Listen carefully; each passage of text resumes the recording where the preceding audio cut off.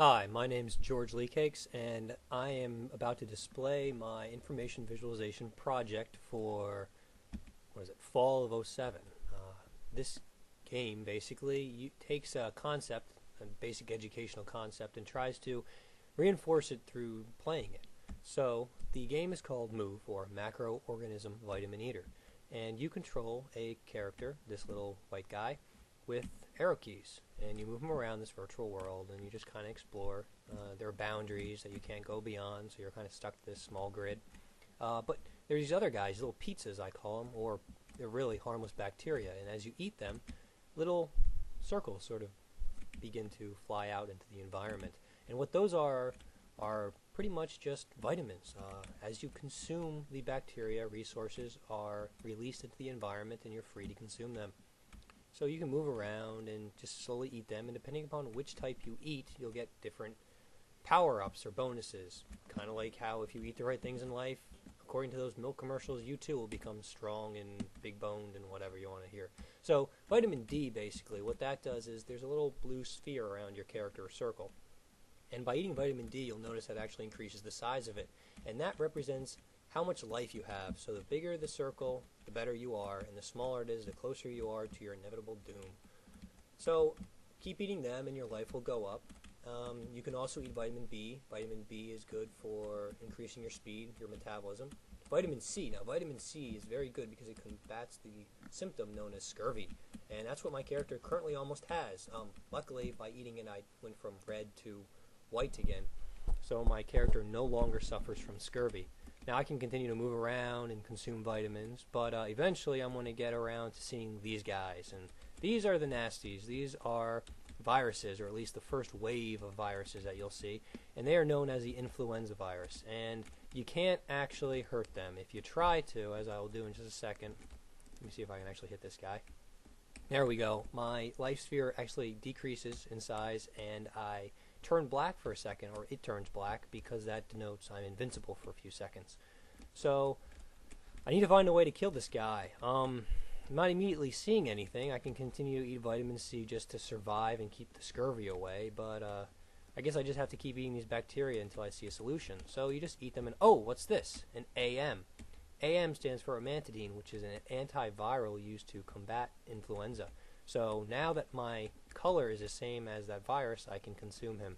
He is now weak because I have consumed the antiviral. So you can continue to play around with this, eating more bacteria, getting more power-ups, becoming stronger, and as you begin to kill more and more of these enemies, the level will increase, and with each increase in level, more enemies pop up. So as you just saw there for a few seconds, there was an addition. There are two of these guys now running around, so if I eat both of them, I will get to the next level. So let me eat him. Oh, there we go.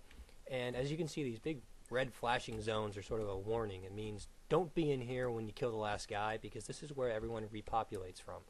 So I'll eat some more of these guys, try to get to the next level. The game seems pretty easy to start off with, but very quickly it'll get very difficult. Oh, there we go. There's a new virus.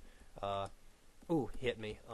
That is the Herpes Virus, and it is dreaded, it is fast, and it is mean, and the only way you can kill it is by consuming Valtrex, or the letter V, antiviral.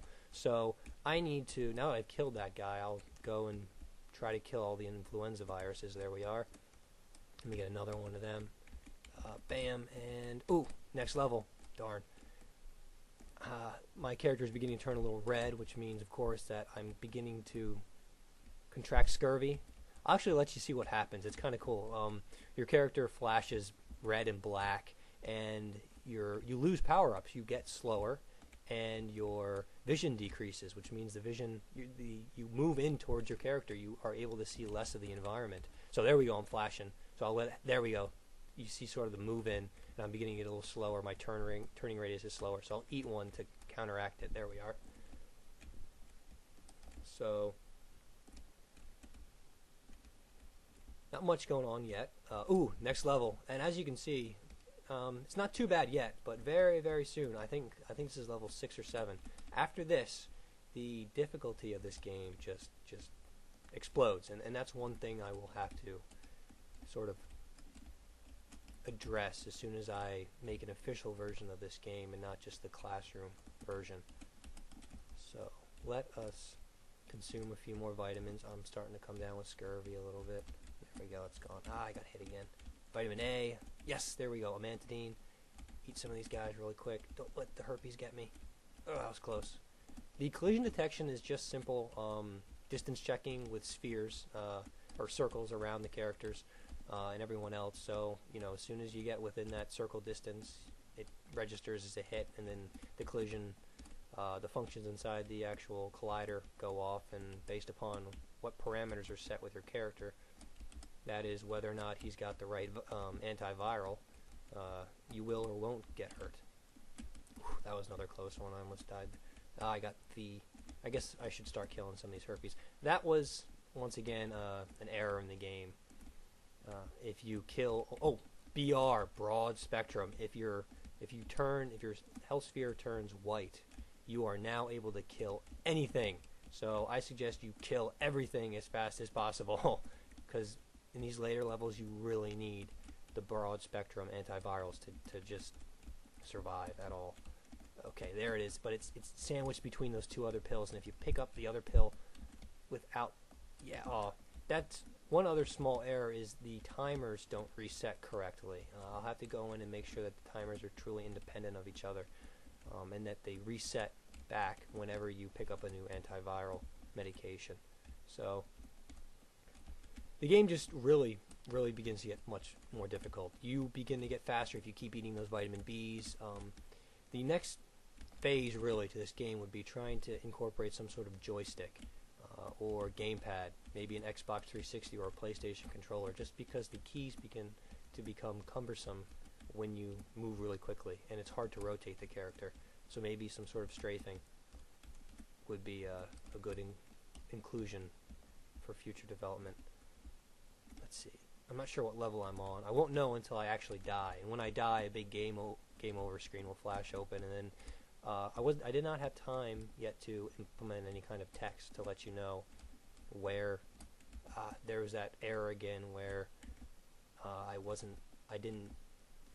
just ate basically an antiviral, but it ran out right as I was about to kill the last influenza.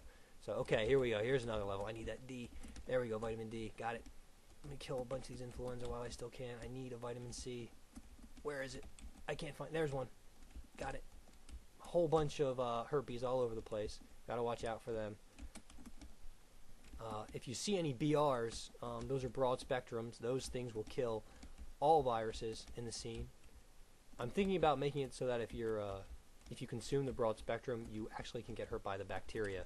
I'm not exactly sure why that would be, but just, I don't know, usually any sort of super medication leaves you a little vulnerable, sort of like sulfur drugs. I'm not sure if that's true. I'll have to do some research if I want to make this game somewhat realistic. See, there we go, AM. Let me grab that. Now I can kill the influenzas and get to the next level, and then we can see what that one, yeah, here we go. Now you can see, there we go. Alright, game over. Yeah, I lost. 1, 2, 3, 4, 5, 6, 7, 8, 9, 10, 11. Level 11, which is the highest I've ever gotten, and I don't think anyone else besides me has ever gotten past level 9. So it does get very difficult very quickly. So that's another thing I'll have to figure out is balancing issues with this game. But this is where it's at for now for the information visualization class. Thank you. Goodbye.